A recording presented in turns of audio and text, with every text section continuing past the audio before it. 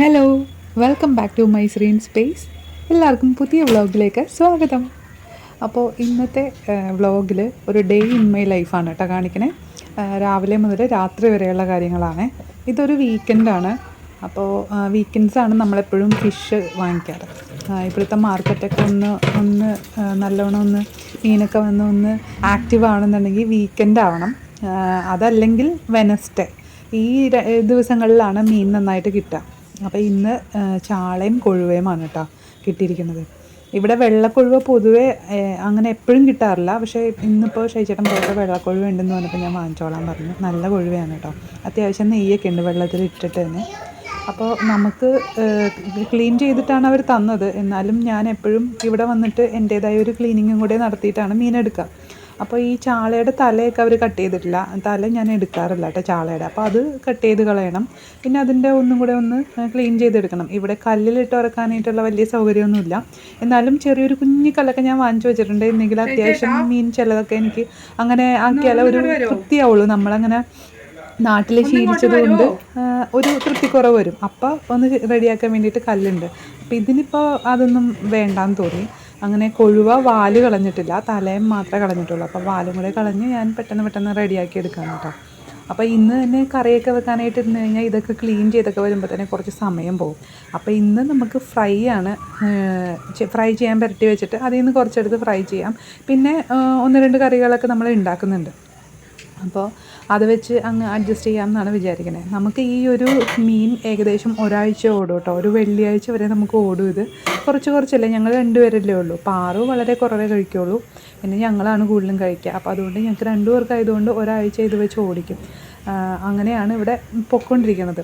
അപ്പോൾ ഞാൻ ചെറിയ പാത്രങ്ങളിലാക്കി ഫ്രിഡ്ജിലും ഫ്രീസറിലും ഒക്കെ ആയിട്ട് വെക്കും. അപ്പോൾ ഫ്രീസറിലാണ് വെക്കുക.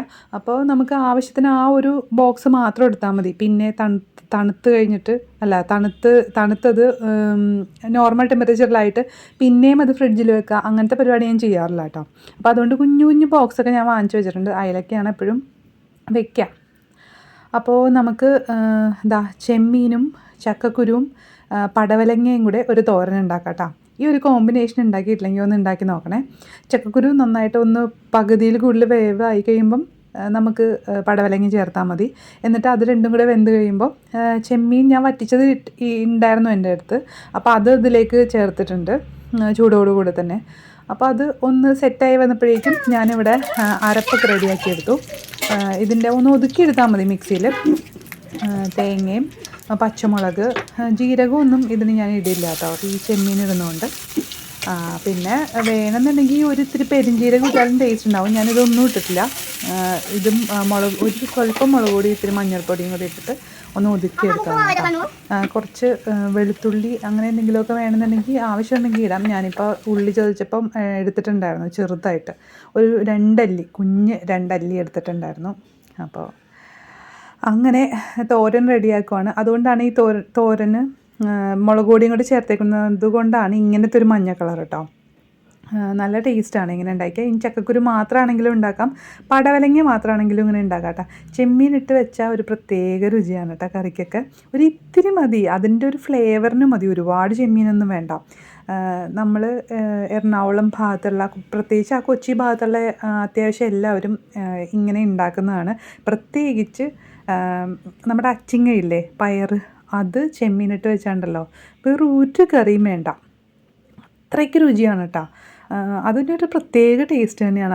അത് രണ്ടിൻ്റെ ഒരു കോമ്പിനേഷൻ ഉണ്ടല്ലോ, അത് ഒരു ഹെവൻ എന്നൊക്കെ പറയുന്ന പോലെ. എൻ്റെ ചെറുപ്പത്തിലൊക്കെ ഞാൻ ഇഷ്ടം പോലെ കഴിച്ചിട്ടുണ്ട്. എൻ്റെ ഫേവറേറ്റ് ആയിരുന്നു. എൻ്റെ അമ്മയുടെ വീട്ടിൽ പോകുമ്പോഴും അവിടെയും ഇങ്ങനെ ചെമ്മീനിട്ട് അമ്മാമ്മ ഉണ്ടാക്കുമായിരുന്നു. അമ്മാമ്മ ഉണ്ടാക്കുന്നതിൽ ഏറ്റവും ഫേവറേറ്റിൻ്റെ കറി എന്താണെന്ന് ചോദിച്ചാൽ ഈ അച്ചിങ്ങ മെഴുക്കുവരട്ടിയാണ് ചെമ്മീനിട്ടത്. അപ്പോൾ അതുണ്ടെങ്കിൽ എനിക്ക് ഭയങ്കര ഇഷ്ടമാണ്. അത് അമ്മമ്മ ഉണ്ടാക്കണതിനൊരു പ്രത്യേക ടേസ്റ്റായിരുന്നു കേട്ടോ. അതിൻ്റെ രുചി എനിക്ക് വേറെ എങ്ങൊന്നും കിട്ടിയിട്ടില്ല. ഒരു പ്രത്യേകതയാണ്. അമ്മാമ്മയുടെ കറികളൊക്കെ വേറൊരു സ്റ്റൈലാണ്. മീൻ കറിക്കൊക്കെ ആണെങ്കിൽ ഒരു പ്രത്യേക ടേസ്റ്റാണ് കേട്ടോ. ആ ഒരു ടേസ്റ്റ് എൻ്റെ അമ്മയ്ക്ക് അറിയാൻ പാടില്ല. എൻ്റെ അമ്മ ഇവിടെ വന്നിട്ടാണ്, അച്ഛൻ്റെ വീട്ടിൽ വന്നിട്ടാണ് ഈ കുക്കിങ്ങൊക്കെ ഇങ്ങനെ കൂടുതൽ പഠിച്ചത്. അത് കാരണം അമ്മയ്ക്ക് ആ ഒരു മീൻ കറിയുടെ ടേസ്റ്റ് ഒന്നും അറിഞ്ഞുകൂടാ. ഇവിടുത്തെ ടേസ്റ്റാണ് അറിയാവുന്നത്. പക്ഷേ അമ്മമ്മ ഉണ്ടാക്കിയിരുന്നത് ഒരു പ്രത്യേക ടേസ്റ്റായിരുന്നു. ആ രുചിയൊക്കെ എൻ്റെ നാവിൻ തുമ്പിൽ ഇപ്പോഴും ഉണ്ട് കേട്ടോ. അമ്മാമ്മ ഇപ്പം ഇല്ല, അമ്മാമ്മയും അപ്പാപ്പനും ഇല്ല. അവരൊക്കെ പോയിട്ട് കുറേ നാളുകളായി. അപ്പോൾ നമുക്ക് ഇങ്ങനത്തെ കുഞ്ഞു കുഞ്ഞു കുഞ്ഞു രുചികളൊക്കെ ഉണ്ടല്ലോ, നമുക്കിങ്ങനെ നാവിൽ വരുമ്പോഴേക്കും നമുക്ക് പെട്ടെന്ന് അവരെയൊക്കെ ഓർമ്മ വരുമല്ലേ, നമുക്ക് കുട്ടിക്കാലത്ത് നമുക്കിങ്ങനെ കിട്ടിയ രുചികളൊക്കെ. അപ്പം അങ്ങനെ ഈ കോമ്പിനേഷനൊക്കെ പറയുമ്പോൾ ഞാൻ എപ്പോഴും അമ്മാമ്മേനെ ഓർക്കും കേട്ടോ. അതൊക്കെ നമുക്ക് കുട്ടിക്കാലത്തെ ആ ഓർമ്മകൾ ഒരു പ്രത്യേകത തന്നെയാണ്. അതങ്ങനെ മറക്കൊന്നുമില്ല നമുക്കിങ്ങനെ ഓർമ്മ കൂടി വരുമെന്ന് എനിക്ക് തോന്നാറുണ്ട്. അങ്ങനെ ഇതാ കൊഴുവയും വറുത്ത്, പിന്നെ ചാള നല്ലതാണോ എന്നറിയാൻ വേണ്ടിയിട്ട് ഞാൻ ഒന്ന് വറുത്ത് നോക്കിയതാണ് കേട്ടോ. അപ്പോൾ ഷൈച്ചേട്ടന് ചാള വറുത്തത് ഭയങ്കര ഇഷ്ടമാണ്. അപ്പം 3 വറക്കണുള്ളൂ. ഈ ഒരു പാത്രം ഞാൻ അത്യാവശ്യം ഇങ്ങനെ കുഞ്ഞു നമുക്ക് 2 പേരല്ലേ ഉള്ളൂ, അപ്പോൾ അത്യാവശ്യം കുറച്ച് മതിയാവും വറക്കാനായിട്ടൊക്കെ. അപ്പോൾ ഞാൻ രാവിലെ ഇഡ്ഡലി ആയിരുന്നു, അപ്പോൾ സാമ്പാർ ഉണ്ടാക്കിയത് ഇരിക്കുന്നു കേട്ടോ. ഞാൻ കൂടുതൽ ഉണ്ടാക്കിയിട്ടുണ്ടായിരുന്നു സാമ്പാർ. അപ്പോൾ തോരനും ഈ മീൻ വറുത്തതും ഒക്കെ കൂട്ടിയിട്ട് അങ്ങ് കഴിക്കാം. വെള്ളം തിളപ്പിച്ച് വെച്ചിട്ടുണ്ട്. വെള്ളം തിളപ്പിക്കുന്നതിൽ ഞാൻ എപ്പോഴും ഇടുന്നത് ഈ പതിമുഖം, കരിങ്ങാലി, അല്ലെങ്കിൽ നമുക്ക് ദാഹമുക്തി എന്ന് പറഞ്ഞ് വാങ്ങിക്കാൻ കിട്ടില്ലേ, അതൊക്കെ ആയിട്ടാണ് കേട്ടോ തിളപ്പിക്കണം. വെറുതെ തിളപ്പിച്ച് കഴിഞ്ഞാൽ ഇവിടെ ആർക്കും ഇഷ്ടമല്ല, എനിക്കും ഇഷ്ടമല്ല. അപ്പോൾ അതാ ഞങ്ങൾ ഉണ്ണാൻ പോവാണ്.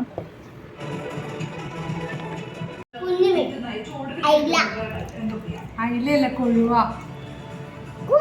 പ്രോൺസ് എവിടെ? ഒരാൾക്കും രോഗലക്ഷണമില്ല എന്ന് തന്നെയാണ് ഏറ്റവും ആശ്വാസകരമായ കാര്യം. കോൺടാക്ട് ലിസ്റ്റിൽ 87 പേരും ഏറ്റവും അടുത്ത കോൺടാക്ട് ലിസ്റ്റിൽ 15 പേരുമാണുള്ളത്.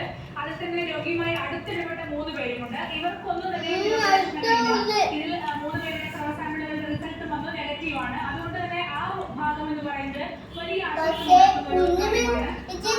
രോഗിയുടെ അവസ്ഥ പാറുകുട്ടിക്ക് ഈ മീനിങ്ങനെ മുരിഞ്ഞിരിക്കുന്നതൊന്നും വലിയ ഇഷ്ടമല്ല കേട്ടോ. അങ്ങനെയൊന്നും കഴിക്കാൻ അറിയില്ല, അവൾക്ക് മുള്ളുണ്ടാവും എന്നൊക്കെയുള്ള പേടിയാണ്. മുള്ള് ഭയങ്കര പേടിയാണ് ആൾക്ക് മീൻ കഴിക്കുന്ന സമയത്ത്. ചിലപ്പോൾ ഒരു തോന്നലുണ്ടെങ്കിൽ മാത്രമേ കഴിക്കുകയുള്ളൂ. ഇപ്പോൾ സ്ഥിരം കലാപരിപാടിയാണ് കേട്ടോ. ഇതെന്തെങ്കിലും ഡാൻസൊക്കെ കുട്ടികളുടെ വെച്ചിട്ട് അതുപോലെ അവർ കാണിക്കുന്ന പോലെയൊക്കെ കാണിക്കാൻ ശ്രമിക്കലൊക്കെയാണ് ഇപ്പോഴത്തെ മെയിൻ പരിപാടി. ഭയങ്കര ഇഷ്ടമാണ് ആൾക്കത് കാണാനായിട്ടൊക്കെ.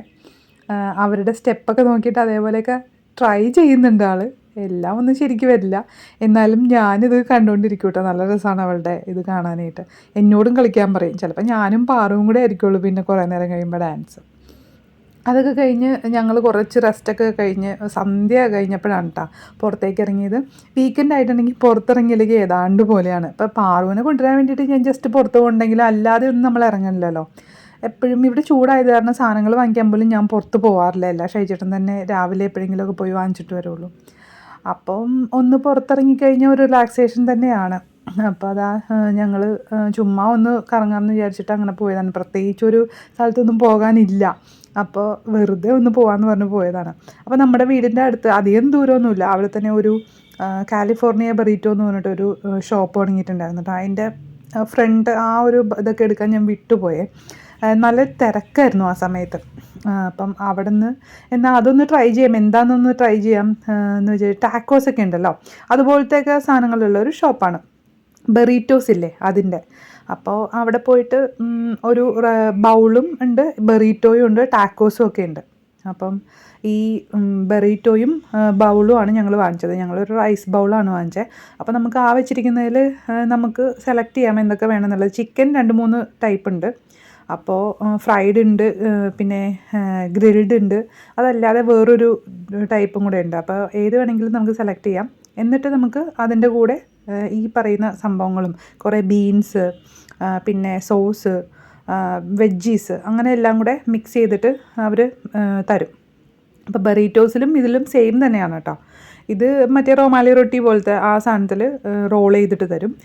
ബൗളിൽ ജസ്റ്റ് വെറുതെ ഇട്ടിട്ട് തരും അങ്ങനെ. അപ്പം ഞങ്ങളൊരു ബൗളും ഇതും വാങ്ങിച്ചിട്ട് ട്രൈ ചെയ്യാണ്.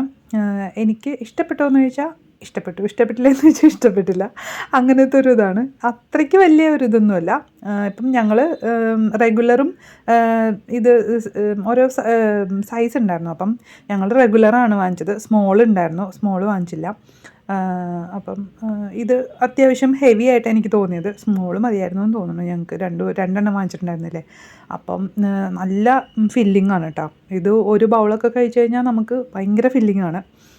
അപ്പോൾ അതും കഴിഞ്ഞ് ഞങ്ങൾ നേരെ വീട്ടിലേക്ക് വന്നിട്ട് ഇതൊക്കെ കഴിച്ചിങ്ങനെ ഇര വിഴുങ്ങിയ പോലെ ഇരിക്കുകയായിരുന്നു. അപ്പോൾ ഞാൻ പറഞ്ഞു, ഷൈചേട്ടൻ നമുക്ക് എന്തായാലും ജസ്റ്റ് ഒന്ന് മോളിൽ പോകാമെന്ന്. അപ്പോൾ എപ്പോൾ തന്നെ ഏകദേശം 9:30 ആയിട്ടുണ്ടായിരുന്നു കേട്ടോ. അപ്പോൾ അത് അച്ഛനും മോളും കൂടി ഇവിടെ ഭയങ്കര കളിയാണ്. ഓക്കെ 1, 2, 3, 4, 5, 6, 8, 9, 10, 11, 12, 14, 15, 16, 17, 18, 19, 20.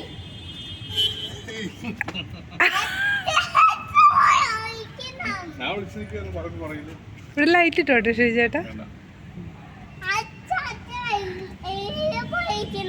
ആ സൈഡിൽ പോയി നിൽക്കണം. ശരി 1, 2, 3, 4, 5, 6, 7, 9, 10, 11, 12, 14, 15, 16, 17, 18, 19, 20. എവിടെടാ അച്ഛാ?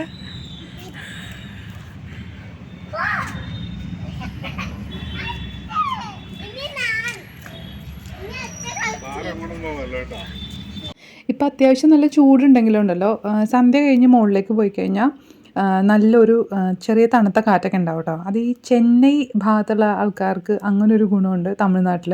കാരണം കടലടുത്തായതുകൊണ്ട് നല്ലൊരു തണുത്ത കാറ്റ് കിട്ടും രാത്രി സമയത്ത്. അപ്പോൾ നമ്മുടെ നെയ്ബേഴ്സൊക്കെ വേറെ അവർ ചെന്നൈ അല്ല അവരുടെ നാട്. അപ്പം ആ നാട്ടിലൊക്കെ പോയിട്ട് വരുന്ന ആൾക്കാർ അടുത്തുള്ള അക്കയൊക്കെ കാണുമ്പം ഞങ്ങളിങ്ങനെ സംസാരിക്കുന്ന സമയത്ത് പറഞ്ഞതാണ് കേട്ടോ. അപ്പോൾ ഇവിടെ നല്ലൊരു തണുത്ത കാറ്റ് കിട്ടുന്നത് ആ കടലടുത്തുള്ളത് കൊണ്ടാണ്. അപ്പോൾ അതാ ചെന്നൈ ഇങ്ങനെ ഉറങ്ങി തുടങ്ങി 10 മണി 10 ആയിട്ടുണ്ട്. അപ്പം നമ്മുടെ മുകളിൽ നിന്ന് നോക്കുമ്പോൾ താഴത്തെ കാഴ്ചകളാണ് കേട്ടോ അതൊക്കെ. അപ്പോൾ ഞങ്ങളും ഉറങ്ങാൻ പോവാണ്. അപ്പോൾ ഇന്നത്തെ വ്ലോഗ് ഇവിടെ അവസാനിക്കുകയാണ്. വീഡിയോ ഇഷ്ടപ്പെട്ട് കഴിഞ്ഞാൽ സപ്പോർട്ട് ചെയ്യാം, സബ്സ്ക്രൈബ് ചെയ്യുക, ലൈക്ക് ചെയ്യാം. അപ്പോൾ എല്ലാവർക്കും താങ്ക് യു സോ മച്ച്. വീണ്ടും കാണാം. Bye bye.